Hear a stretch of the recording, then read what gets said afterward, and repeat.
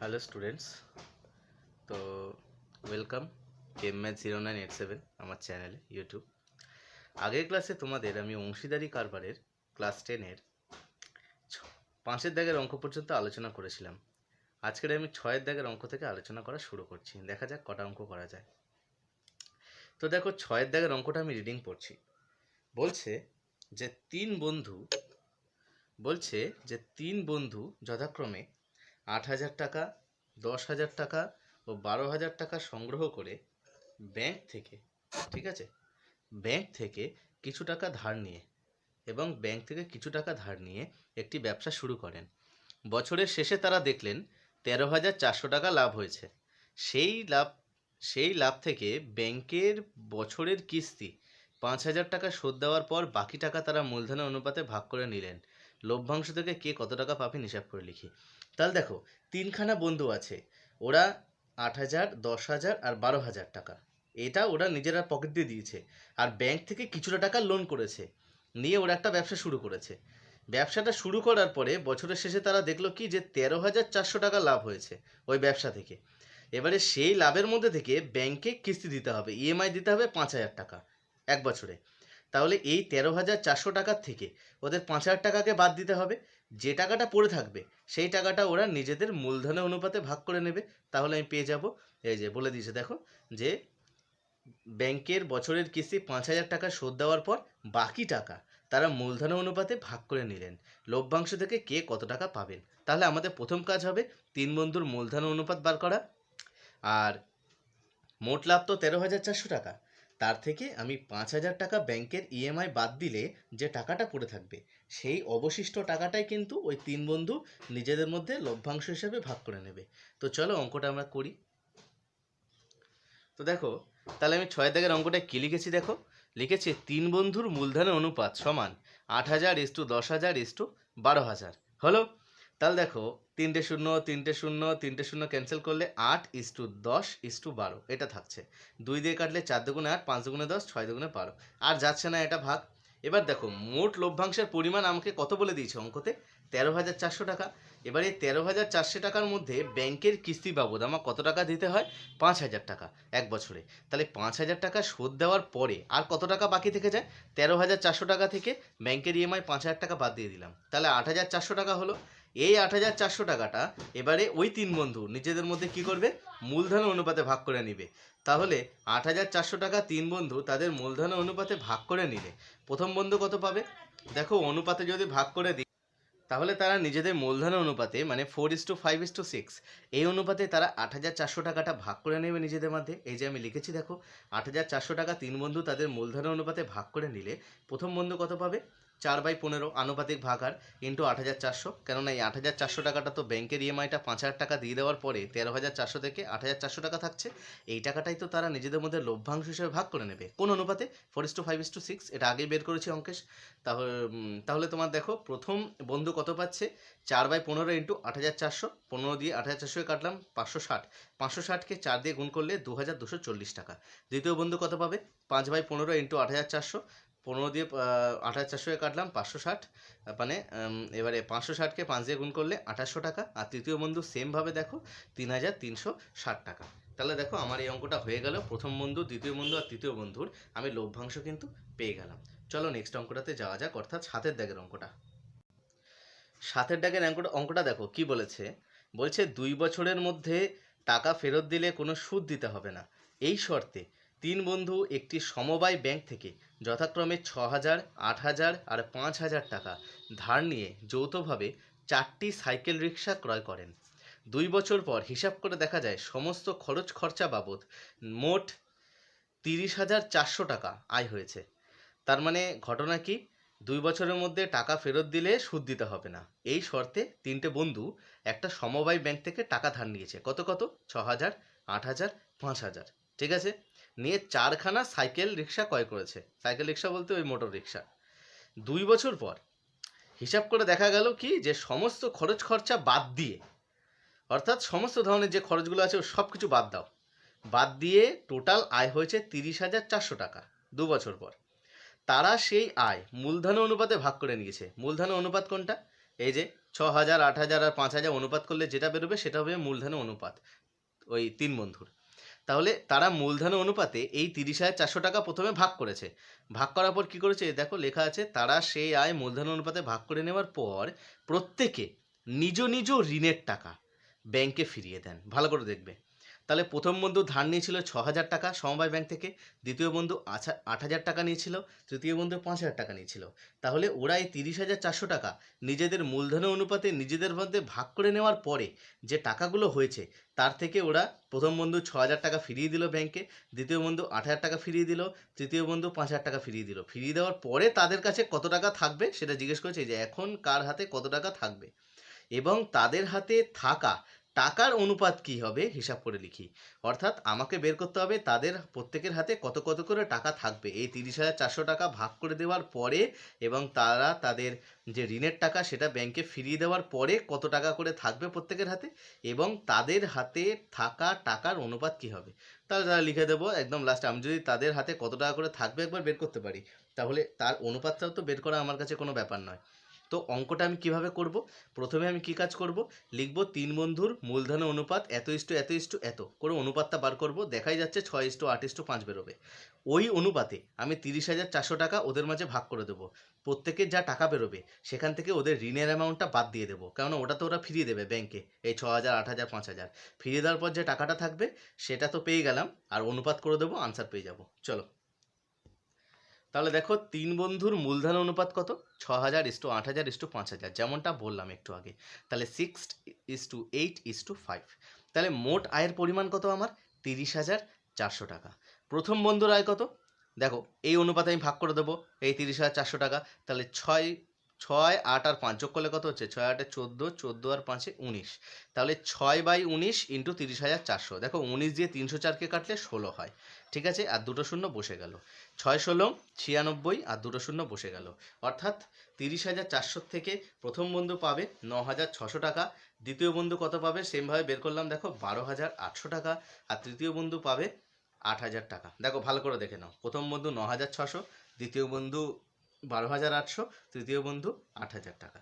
এবারে দেখো 3 বন্ধু তাদের কি করেছে, নিজ নিজ ঋণের টাকা কোথায় ফিরিয়ে দিয়েছে, ব্যাংকে ফিরিয়ে দিয়েছে। তাহলে 3 বন্ধু যদি তাদের ঋণের টাকাগুলো ব্যাংকে ফিরিয়ে দেয়, তাহলে প্রথম বন্ধুর হাতে কত টাকা থাকবে। দেখো প্রথম বন্ধু আয়ের অংশ কত পেয়েছে, 30,400 টাকা থেকে ও কিন্তু 9,600 টাকা পেয়েছে। ও ব্যাংক থেকে ধার নিয়েছিল কত টাকা, 6,000 টাকা। তাহলে 9,600 থেকে 6,000 টাকা বাদ দিলে 3,600 টাকা, মানে ওর ব্যাংকে ঋণ শোধ করে দিয়ে হাতে ওর এই মুহূর্তে মানে 2 বছর পর ওর হাতে আছে 3,600 টাকা। সেমভাবে দ্বিতীয় বন্ধু 12,800 টাকা পেয়েছে আয়ের অংশ, কিন্তু তার লোনের অ্যামাউন্টটা ছিল 8,000, ওটা সে ব্যাংকে ফেরত দিয়ে দিল, পড়ে রইল 4,800 টাকা। সেমভাবে দেখো তৃতীয় বন্ধুর হাতে কত টাকা থাকবে, দেখো তৃতীয় বন্ধুর হাতে টাকা থাকবে 8,000 মাইনাস 5,000, অর্থাৎ তৃতীয় বন্ধু আয়ের অংশ পেয়েছে 8,000, আর তার থেকে আমি বাদ দিয়ে দেবো 5,000কে, তো অর্থাৎ 3,000 টাকা। এবার দেখো আমি প্রথম উত্তরটা পেয়ে গেছি, কিন্তু কার হাতে কত টাকা থাকবে, প্রথম বন্ধুর হাতে 3,600, দ্বিতীয় বন্ধুর হাতে 4,800, আর তৃতীয় বন্ধুর হাতে 3,000 টাকা।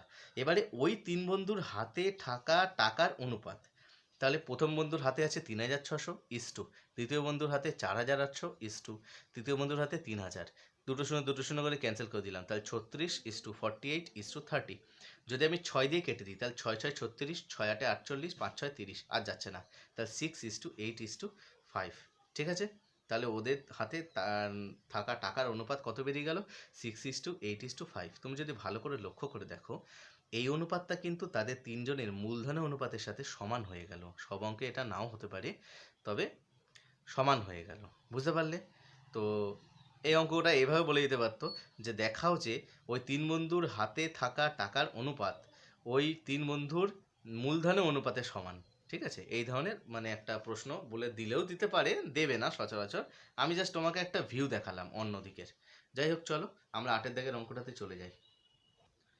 8 দাগের অঙ্কটা দেখো কি বলছে, বলছে 3 বন্ধু যথাক্রমে 1,20,000 টাকা, 1,50,000 টাকা, 1,10,000 টাকা দিয়ে মূলধন দিয়ে একটি বাস ক্রয় করেন। ঠিক আছে, প্রথম জন ড্রাইভার ও বাকি জন কন্ডাক্টর, বাকি যে দুজন আছে, ঠিক আছে, কন্ডাক্টর। তারা ঠিক করেন যে মোট আয়ের 2 এর 5 অংশ তারা কাজের জন্য 3:2:2 অনুপাতে ভাগ করবেন। তার কারণ প্রথমজন ড্রাইভার ও একটু বেশি টাকা নেবে, বাকি দুজন কন্ট্রাক্টর সমান হারে টাকা নেবে 3:2:2, এবং বাকি টাকা মূলধনের অনুপাতে ভাগ করে নেবেন। কোনো এক মাসে যদি 29,260 টাকা আয় হয় তবে কে কত টাকা পাবেন। তাহলে ভালো করে দেখো, তিন বন্ধুর মূলধনগুলো বলে দিয়েছে 1,20,000, 1,50,000 আর 1,10,000 টাকা। এবারে এই টাকা দিয়ে তারা কি করেছে, একটা বাস কিনেছে। বাস কিনে কি করেছে, এবারে প্রথমজন তো ড্রাইভার আর আর বাকি যে দুজন আছে তারা হচ্ছে কন্ডাক্টর। এই দুজনে তারা এই তিনজনে তারা কিভাবে টাকা ভাগ করবে ঠিক করেছে। তারা ঠিক করেছে যে মোট আয় যা হবে তার 2-এর 5 অংশ তারা কাজের জন্য 3:2:2 অনুপাতে ভাগ করবে, আর বাকি টাকা মানে ওই 2-এর 5 অংশ বাদে যে টাকাটা পড়ে থাকবে সেই টাকাটা তারা মূলধনের অনুপাতে ভাগ করে নেবে। এবারে কোনো এক মাসে 29,260 টাকা আয় হয়েছে তবে কে কত টাকা পাবে। দেখো এটা আমি একটা মানে বুঝিয়ে দিচ্ছি, একটা পেজে আমি রাফ ওয়ার্ক করে বোঝাচ্ছি যে ব্যাপারটা ওরা কী করেছে। তো ধরো আমার টোটাল আয় হয়েছে 29,260 টাকা। এবারে ওদের যে তিনজন আছে ওদের তিনজনের মূলধন অনুপাত তো আমি কিছু একটা জেনে যাব। এবারে ওরা এই 29,260 টাকাকে দুভাগে ভাগ করেছে। এই 29,260-এর 2-এর 5 অংশ ওরা কি করেছে, 2-এর 5 অংশ ওরা ভাগ করেছে 3:2:2 এই অনুপাতে। আর বাকি যে অংশটা আছে মানে 2-এর 5 অংশ বাদে যে টাকাটা থাকবে ওই টাকাটা ওরা ওদের মূলধনের অনুপাতে ভাগ করেছে। বোঝা গেল?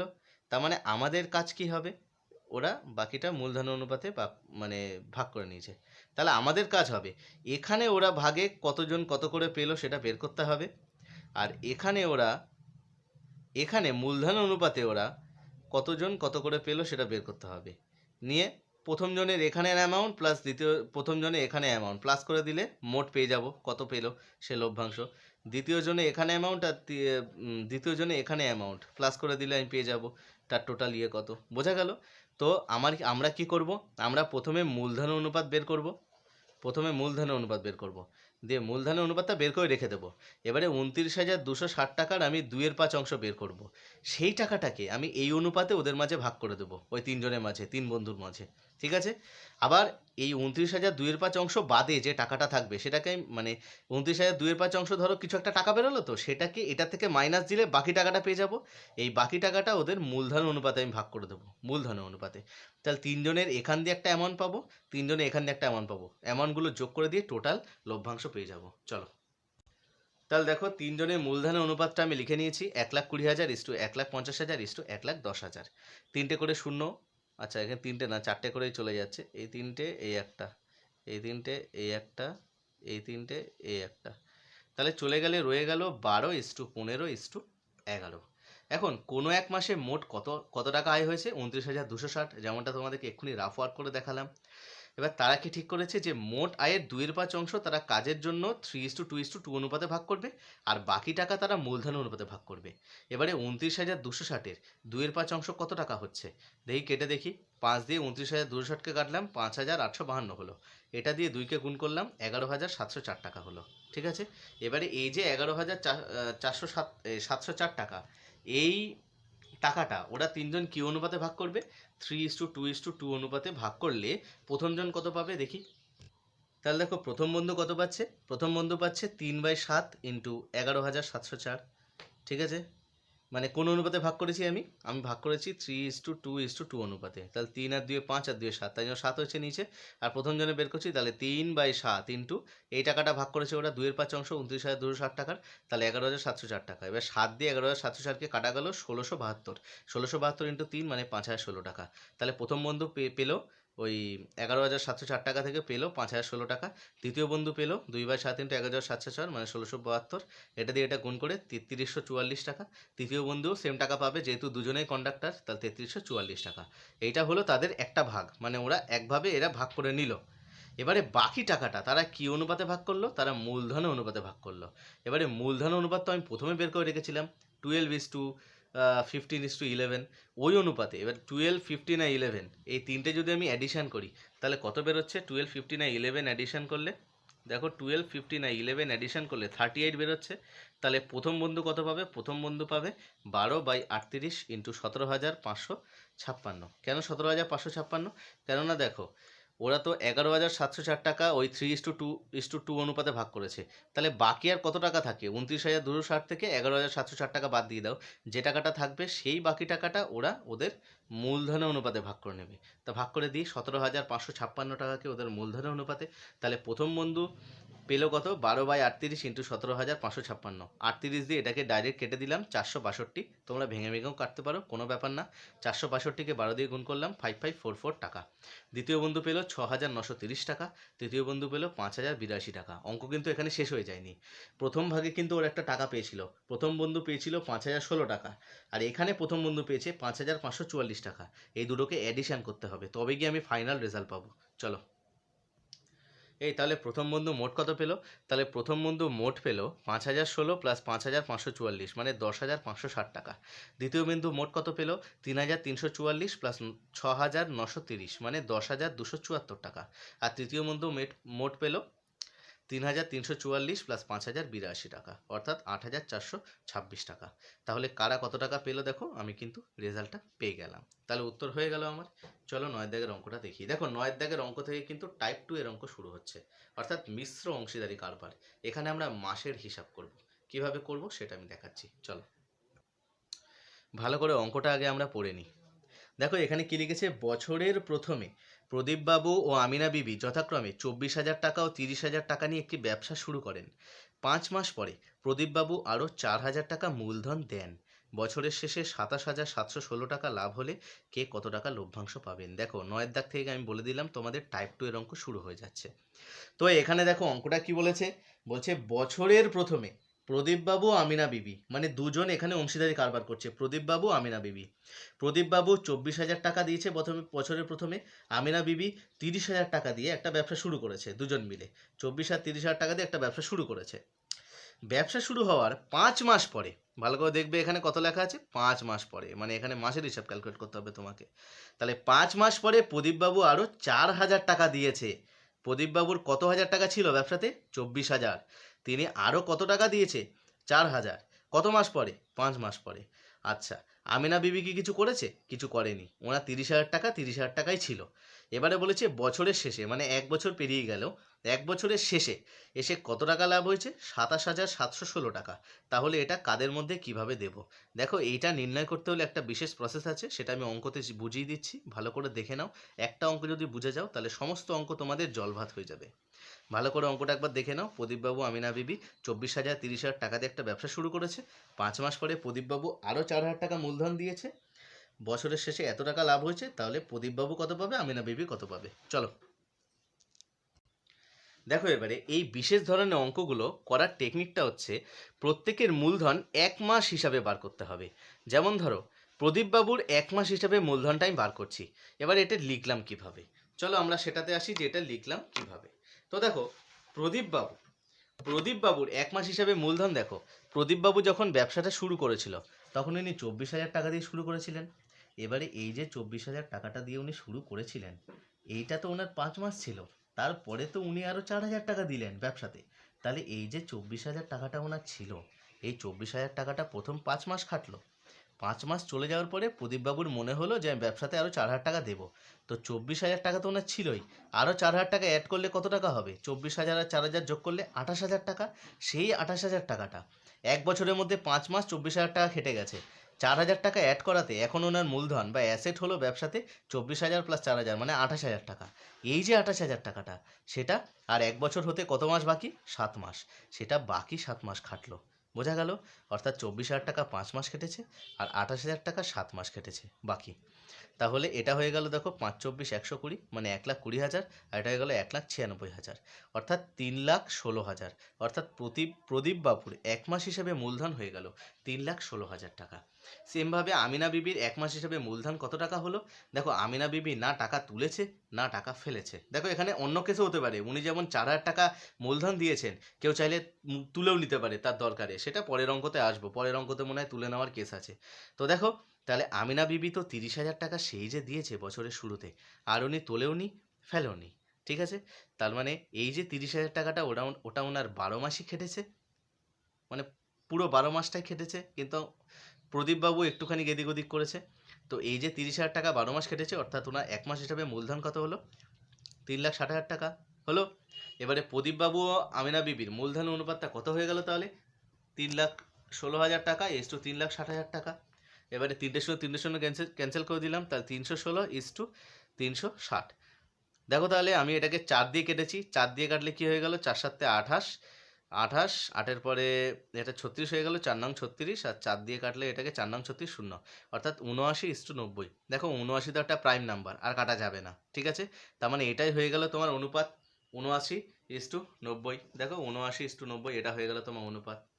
চলো তাহলে দেখো, যেহেতু আমি ওদের অনুপাতটা পেয়ে গেছি 79:90, তাহলে ওই অনুপাতে আমি প্রদীপবাবু আর আমিনা বিবির মধ্যে 27,716 টাকা ভাগ করে দেবো। তাহলে মোট লভ্যাংশের পরিমাণ কত? মোট লভ্যাংশের পরিমাণ হচ্ছে 27,716 টাকা। তাহলে প্রদীপবাবুর লভ্যাংশ কত? 79/169। 169 কেন? 79 + 90 করলে 169 হবে। তাহলে 79/169 ইন্টু 27,716। দেখো 13 দিয়ে কেটেছি আমি, 13 13 169, আর এখানে এটাকে 13 দিয়ে কেটেছি 2132, আবার এটাকে 13 দিয়ে কেটেছি 13 কে 13, আর এটা 13 দিয়ে 164। 164 আর 79 গুণ করে আমার বেরিয়ে গেছে 12,956 টাকা। সেমভাবে আমি আমিনা বিবির মূলধন মানে তোমার লভ্যাংশটা বের করে নিলাম 14,760 টাকা। আমার রিকোয়ার্ড অ্যান্সার পেয়ে গেলাম। আশা করি অঙ্কটা সবাই বুঝতে পেরেছো। না বুঝতে পারলে অবশ্যই কমেন্ট বক্সে কমেন্ট করে জানাবে যে এই অঙ্কটা বোঝা যায়নি, অথবা কোনো যোগাযোগ মাধ্যম থাকলে আমার সাথে যোগাযোগ করবে। চলো 10-এর দাগের অঙ্কটাতে চলে যাওয়া যাক। দেখো তো 10-এর দাগের অঙ্কটা কি বলছে। 10-এর দাগের অঙ্কটা বলছে নিয়ামত চাচা ও করবি দিদি যথাক্রমে 30,000 টাকা ও 50,000 টাকা মূলধন দিয়ে যৌথভাবে একটি ব্যবসা শুরু করলেন। ভালো করে শুনবে। নিয়ামত চাচা আর করবি দিদি এরা দুজন মিলে অংশীদারি কারবারে যুক্ত। নিয়ামত চাচা 30,000 টাকা আর করবি দিদি 50,000 টাকা মূলধন দিয়ে একটা ব্যবসা আরম্ভ করলো, ঠিক আছে। 6 মাস পরে নিয়ামত চাচা আরও 40,000 টাকা লগ্নি করলেন। এই লগ্নি করা মানে হচ্ছে দেওয়া, মানে উনি মূলধনে আরও দিলেন, মানে উনি আরও অ্যাসেট করলেন। তাহলে 30,000 টাকা নিয়ামত চাচা 6 মাস খাটলো। এই 6 মাস পরে নিয়ামত চাচা 30,000-এর সাথে আরও 40,000 অ্যাড করলো, মানে নিয়ামত চাচার বর্তমান মূলধন হয়ে গেল কিন্তু 70,000 টাকা 6 মাস পরে। সেই 70,000 টাকাটা বাকি 6 মাস খাটবে। হলো। আর কি হয়েছে? কিন্তু করবি দিদি ব্যক্তিগত প্রয়োজনে 10,000 টাকা তুলে নিল। মানে করবি দিদি তো 50,000 টাকা ছিল, এই 50,000 টাকা করবি দিদি 6 মাস খাটালো। এই 6 মাস খাটার পরে নিয়ামত চাচা যখন 40,000 টাকা দিল, করবি দিদি দেওয়ার বদলে কি করলো? 10,000 টাকা তুলে নিল নিজের কোনো দরকারের জন্য। তাহলে 50 থেকে 10 উঠে গেল, তার মানে এখন 40 রইল করবি দিদির ওই ব্যবসাতে। তো এই 40,000 টাকাটা বাকি 6 মাস খাটবে। বছরের শেষে 19,000 টাকা লাভ হয়েছে। তাহলে কে কত টাকা লাভ পাবেন? চলো করে দিই। আশা করি যারা যারা 8-এর দাগের অঙ্ক 9-এর দাগের অঙ্কটা বুঝেছো, তারা কিন্তু ইজিলি 10-এর দাগের অঙ্কটা পেরে যাবে আমি একবার বোঝানোর পরে। চলো দেখো তাহলে নিয়ামত চাচার 1 মাস হিসাবে মূলধন কত? নিয়ামত চাচা 30,000 টাকা দিয়ে শুরু করেছিল। 30,000 টাকা দিয়ে শুরু করার 6 মাস পরে নিয়ামত চাচা আরও 40,000 টাকা ব্যবসায় লগ্নি করেছে, মানে আরও 40,000 টাকা নিয়ামত চাচা ব্যবসায় মূলধন দিয়েছে। তাহলে 30,000 টাকাটা 6 মাস খেটেছে। 30,000 টাকা তো এমনি পড়েছিল না, এই 30,000 টাকাটা 6 মাস খেটেছে। তারপরের তারপরের 6 মাস 30,000-এর সাথে আরও 40,000 অ্যাড হয়ে 70,000 টাকা 6 মাস কেটেছে। হলো। মাথায় রাখবে এটা কিন্তু টোটাল হয়ে 12 মাসের হিসাব হবে। 6 6 যোগ হয়ে 12 হবে। এটা কখনোই মানে এমন কোনো মাস হবে না যেটা যোগ করে 12-র বেশি হয়ে যাচ্ছে। তাহলে এটা গুণ হয়ে গেল 1,80,000, এটা হয়ে গেল 4,20,000, টোটাল হয়ে গেল 6 লাখ। অর্থাৎ নিয়ামত চাচার 1 মাস হিসাবে মূলধন হয়ে গেল 6 লাখ টাকা। এই সেমভাবে করবি দিদির কত হলো 1 মাস হিসাবে মূলধন? করবি দিদি 1 মাস হিসাবে মূলধন হয়ে গেল, দেখো 50,000 টাকাটা করবি দিদি 6 মাস ছিল, কিন্তু যখন নিয়ামত চাচা 40,000 টাকা লগ্নি করলো, তখন করবি দিদি নিজের ব্যক্তিগত প্রয়োজনের জন্য 10,000 টাকা তুলে নিল। তাহলে 50,000 ছিল, করবি দিদি 10,000 টাকা তুলে নিলে কত থাকবে? 40,000 টাকা। সেই 40,000 টাকাটা বাকি 6 মাসের জন্য খাটলো। তার মানে এটা হয়ে গেল 3 লাখ, আর এটা হয়ে গেল 2,40,000, তার মানে 5,40,000 টাকা হলো। চলো এবারে আমি ওদের মূলধনের অনুপাতটা ভাগ করব, আর 19,000 টাকাটা আমি ওদের মূলধনের অনুপাতে ভাগ করে দেবো। চলো করে দিই। তাহলে দেখো নিয়ামত চাচা ও করবি দিদির মূলধনের অনুপাতটা কত হয়ে গেল? 6 লাখ ইস টু 5,40,000 টাকা। এবার দেখো 60:54 পড়ে রইলো, কারণ 4টে শূন্য 4টে শূন্য যদি আমি ক্যান্সেল করে দিই, তাহলে 60:54। এবার 60:54কে আমি কাটবো কীভাবে? আমি কেটে দিলাম হচ্ছে তোমার 6 দিয়ে, 6 10 60, আর 6 দিয়ে 6 নং 54, তার মানে 10:9। এবারে মোট লাভ হয়েছে আমার 19,000 টাকা। তাহলে নিয়ামত চাচার লভ্যাংশ কত হবে? 10/, 10 প্লাস 9 মানে 19 ইন্টু 19,000 টাকা, তাহলে 10/19 ইন্টু 19,000 টাকা। এই 19 দিয়ে 19,000কে কাটলাম, 1,000 হলো, 1,000 ইন্টু 10 মানে 10,000 টাকা হলো। সেমভাবে করবি দিদির লভ্যাংশ বের করলাম, কত হলো? 9,000 টাকা। তাহলে আমি নিয়ামত চাচার করবি দিদির লভ্যাংশের পরিমাণ পেয়ে গেলাম, আমার অঙ্কটা হয়ে গেল শেষ। চলো এবারে 11 দাগের অঙ্কটা ঝটপট যাই। দেখো 11 দাগের অঙ্কটা আমার এই অধ্যায়ের একটা ইম্পর্টেন্ট অঙ্কের মধ্যে একটা মনে হয়, সবচেয়ে ইম্পর্টেন্ট অঙ্কগুলোর মধ্যে। দেখো 11 দাগের অঙ্কটা কিন্তু একটু বড় হবে, আর আমি একটু তাড়াতাড়ি বোঝানোর চেষ্টা করবো 11 দাগের অঙ্কটা। দেখো 11 দাগের অঙ্কটা আমি পড়ছি। বলছে বছরের শুরুতে শ্রীকান্ত ও সৈফুদ্দিন 2,40,000 টাকা ও 3 লাখ টাকা দিয়ে একটি মিনি বাস ক্রয় করে চালাতে থাকেন। ভালো করে শুনবে। বছরের শুরুতে শ্রীকান্ত ও সৈফুদ্দিন 2,40,000 টাকা আর 3 লাখ টাকা দিয়ে একটি মিনি বাস ক্রয় করে চালাতে থাকেন। 4 মাস পরে তাদের বন্ধু পিটার 81,000 টাকা দিয়ে তাদের সাথে যোগ দিল। পিটার এসে বলল 4 মাস পরে যে তোমরা করছো ব্যবসা, আমিও করব তোমাদের সাথে, এই নাও 81,000 টাকা মূলধন দিল সে। এবারে যখনই 4 মাস পরে পিটার এসে যোগ দিল সেই টাকাটা নিয়ে, 81,000 টাকা নিয়ে, তখন শ্রীকান্ত আর সৈফুদ্দিন কী করলো? শ্রীকান্ত আর সৈফুদ্দিন তাদের মূলধন অনুপাতে, তাদের মূলধনের অনুপাত বলতে এই 2,40,000 আর 3 লাখ টাকার যে মূলধন অনুপাতটা হবে ওই অনুপাতে তারা এই 81,000 টাকা মানে পিটারের দেওয়া টাকাটা ওরা নিজে নিজে তুলে নিল। এই কিছু দরকারে হয়তো তুলেছে, এবার তুলে নিল। তাহলে বছরের শেষে 39,150 টাকা লাভ হয়েছে। তাহলে লভ্যাংশ থেকে কে কত টাকা পাবে হিসাব করে লিখতে বলেছে। ভালো করে পুরো অঙ্কটার এজেন্ডাটা বুঝে নাও। ব্যবসা শুরু করেছে দুজন, শ্রীকান্ত আর সৈফুদ্দিন, মানে বাস ক্রয় করে চালাতে থেকেছে। 2,40,000 টাকা দিয়েছে শ্রীকান্ত, সৈফুদ্দিন দিচ্ছে 3 লাখ টাকা দিয়ে ওরা চালাতে থেকেছে বাসটা। ঠিক আছে। 4 মাস পরে তাদের বন্ধু পিটার আসলো, এসে তাদের ব্যবসায় যোগ দিল 81,000 টাকা মূলধন দিয়ে। এই 81,000 টাকাটা ওরা ব্যবসাতে ঢোকালো না, শ্রীকান্ত আর সৈফুদ্দিন কী করলো? এই 81,000 টাকাটা ওরা নিজের প্রয়োজনে তুলে নিল। কিভাবে তুললো? এদের মূলধন অনুপাতে। তাহলে প্রথমে আমার কাজ হবে ওদের মূলধন অনুপাত বার করা। আর এই 81,000 টাকা ওরা দুজনে তুলে নিয়েছে মূলধন অনুপাতে। তুলে নেওয়ার পরে শ্রীকান্তর 1 মাস হিসাবে মূলধন বার করা, সৈফুদ্দিনে 1 মাস হিসাবে মূলধন বার করা, আর পিটারে 1 মাস হিসাবে মূলধন বার করে 39,150 টাকা ওদের মাঝে ভাগ করে দেবো, আমি আনসার পেয়ে যাব। চলো এই যারা যারা বুঝতে পারিনি তাদের জন্য আমি রাফ ওয়ার্ক করছি। এই ধরো শ্রীকান্ত 2,40,000 টাকা দিয়ে ব্যবসা শুরু করলো, ঠিক আছে, আর সৈফুদ্দিন 3 লাখ টাকা দিয়ে ব্যবসা শুরু করলো, ঠিক আছে। এবারে দুজন ব্যবসা শুরু করলো, 4 মাস কেটে গেল, 4 মাস কেটে গেল। 4 মাস পরে ওদের বন্ধু পিটার আসলো। পিটার এসে কি বললো? যে ও ব্যবসায় যোগ দেবে। পিটার 81,000 টাকা দিল। এই 81,000 টাকাটা ব্যবসায় ঢুকলো না। এই 81,000 টাকাটা শ্রীকান্ত আর সৈফুদ্দিন এরা দুজনে মিলে তুলে নিল। কী অনুপাতে তুললো? এটা ইস টু এটা অনুপাতটা বার করতে হবে। এই অনুপাতে তুলে নেওয়ার পরে শ্রীকান্তর 1 মাস হিসাবে মূলধন বার করতে হবে, পিটারের 1 মাস হিসাবে মূলধন বার করতে হবে, সরি তার আগে সৈফুদ্দিন আছে, সৈফুদ্দিনে 1 মাস হিসাবে মূলধন বার করতে হবে। তিনজনের যে অনুপাতটা বেরোবে ওই অনুপাতে আমার 39,150 টাকা ভাগ করে দেবো, আমার অঙ্ক শেষ হয়ে যাবে। ঠিক আছে, চলো অঙ্কটা দেখাই। দেখো তাহলে আমি লিখেছি শ্রীকান্ত ও সৈফুদ্দিনের মূলধনের অনুপাত 2,40,000 টাকা ইস টু 3 লাখ টাকা। ঠিক আছে, তাহলে 24:30 বেরোলো। 6 দিয়ে কাটলাম 4 6 24, 6 দিয়ে কাটলাম 5 6 30, 4:5। এবারে 4 মাস পর তাদের বন্ধু পিটার 81,000 টাকা দিয়ে তাদের সঙ্গে যোগ দিলে তারা তাদের তারা তাদের তাদের মানে শ্রীকান্ত ও সৈফুদ্দিন, মানে কারা তুলেছে টাকাটা? শ্রীকান্ত ও সৈফুদ্দিন তুলেছে, সেটাই ব্যাকেটে লিখেছি, এটা তোমাদের লেখার দরকার নেই। তারা তাদের মূলধনের অনুপাতে সেই টাকা তুলে নিলে, সে টাকা যদি তুলে নেয় তাহলে শ্রীকান্ত কত পাবে বলো তো? দেখো শ্রীকান্ত কত টাকা নেবে, দেখো 4/4 + 5 মানে 9, তাহলে 4/9 ইন্টু পিটারের টাকা মানে 81,000 টাকা তারা তুলে নিয়েছে, তার মানে শ্রীকান্ত নিয়েছে 36,000 টাকা। আচ্ছা সৈফুদ্দিন কত নেবে দেখি। এই সৈফুদ্দিন নিয়েছে 5/9 ইন্টু 81,000 মানে 45,000 টাকা। আচ্ছা 1 মাস হিসাবে শ্রীকান্তর মূলধন কত হচ্ছে দেখো। শ্রীকান্ত যখন ব্যবসা করতে ঢুকেছিল, মানে তোমার বাসটা যখন শ্রীকান্ত কিনছিল, তখন কিন্তু শ্রীকান্ত 2,40,000 টাকা দিয়েছিল, আর সেটা 4 মাস পর্যন্ত ছিল। কিন্তু 4 মাস পরে পিটারের দেওয়ার টাকার থেকে যখন 36,000 টাকা শ্রীকান্ত তুলে নিলেন, তখন কিন্তু 2,40,000 থেকে তার 36,000 টাকা বাদ হয়ে গেল, কেননা তার ব্যবসায় 2,40,000 ছিল, তার থেকে 36,000 টাকা তার মূলধন বাদ হয়ে গেল। তাহলে 4 মাস খেটেছিল 2,40,000 টাকা, আর 2,40,000 থেকে 36,000 টাকা বাদ দিয়ে যে অ্যামাউন্টটা পড়ে রইল সেটা কিন্তু তার বাকি 8 মাস রইল। দেখো 8 আর 4 যোগ করলে 12 হচ্ছে, অর্থাৎ 1 বছরের হিসাব। তাহলে এটা আমি গুণ করে দিলাম 4 × 4 = 96, 9,60,000 টাকা। আর 2,40,000 থেকে 36,000 টাকা বাদ দিলে 2,04,000 টাকা পড়ে থাকে, সেটা 8 মাসের জন্য খাটলো। তাহলে আমার টোটাল শ্রীকান্তর 1 মাস হিসাবে মূলধন কত হলো? 25,92,000 টাকা। সেমভাবে আমি 1 মাস হিসাবে সৈফুদ্দিনের মূলধনটা যদি আমি ডিসকাস করি, তাহলে দেখো সৈফুদ্দিন তো 3 লাখ টাকা নিয়ে ঢুকেছিল মিনি বাস ক্রয় করতে। 3 লাখ টাকা ওনার কিন্তু 4 মাস ছিল। 4 মাস পরে যখন পিটার যোগ দিল, পিটারের 81,000 টাকা থেকে শ্রীকান্ত তো 36,000 টাকা নিয়ে নিয়েছে।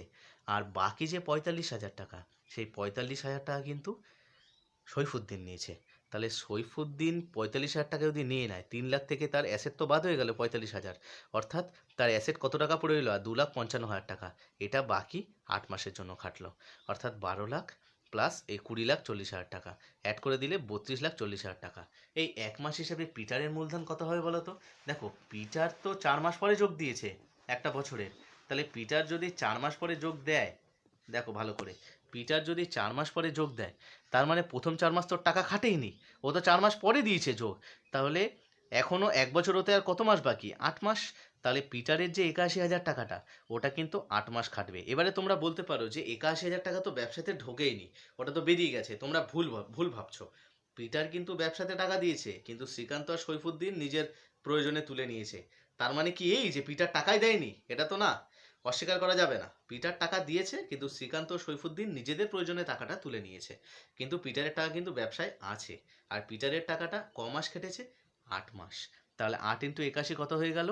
6,48,000 টাকা। তাহলে শ্রীকান্ত, সৈফুদ্দিন আর পিটারের তিনজনেরই 1 মাস হিসাবে মূলধন পেয়ে গেছি। অনুপাতটা করে দিলাম, দেখো অনুপাত করে দিলাম। 25,92,000 ইস টু 32,40,000 ইস টু 6,48,000। 3টে করে শূন্য কেটে দিলাম। 2,592 ইস টু 3,240 ইস টু 648।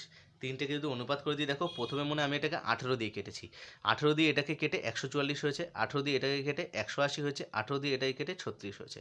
তারপরে আমি পুরোটাকে 36 দিয়ে কেটেছি, 36 একে 36, 5 36 180, আর 4 36 144। দেখো কাটাকুটিটা তোমরা ছোটোভাবেও করতে পারতে, কিন্তু আমি যেহেতু লাইন বাঁচাতে চাই, ওই জন্য আমি একটু এই। তাহলে শ্রীকান্ত, সৈফুদ্দিন আর পিটারের মূলধন অনুপাত কত হয়ে গেল? 4:5:1। ঠিক আছে, তো চলো এই অনুপাতে আমি ওদের মাঝে কত টাকা ভাগ করব? 39,150 টাকা। চলো ভাগ করে দিই। তাহলে দেখো মোট লভ্যাংশ 39,150 টাকা। তাহলে শ্রীকান্ত তার মধ্যে থেকে কত পাবেন? 4/10 ইন্টু 39,150। অনুপাত থেকে করছি, এগুলো একদম ইজি। অনুপাতটা আগের পেজে করা আছে, ওটা দেখলেই বুঝে যাবে। তাহলে 15,660 টাকা। সৈফুদ্দিন কত পাবেন? 5/10 ইন্টু 39,150, 0 কাটলো, তাহলে এটা হয়ে গেল 19,575 টাকা। এই পিটার কত পাবেন? 1/10 ইন্টু 39,150, অর্থাৎ 0 কেটে দিলে 3,915 টাকা। তাহলে তিনজনের লভ্যাংশ কিন্তু আমি পেয়ে গেলাম, এইটা, এইটা আর এইটা। এটাই আমার রেকর্ড আনসার ছিল। চলো আজকের 11 দাগ পর্যন্তই থাক, আমি নেক্সট দিন বাকি দাগগুলো নিয়ে আলোচনা করব। চলো।